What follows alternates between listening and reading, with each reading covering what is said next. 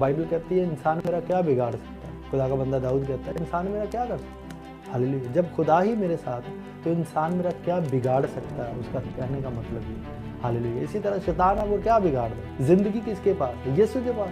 Hallelujah. जिंदगी जो देता है तो मौत से निकाल कर जिंदगी देता है, तो मौत तो खत्म होगी। हालेलुया। फिर आप किस बात से डरते हैं, आप किस बात का खौफ खाए हुए हैं। हालेलुया। जो आपको सलामती दे रहा है, तो झगड़ा निकाल के सलामती दे रहा है। हालेलुया। वो यीशु नासरी है।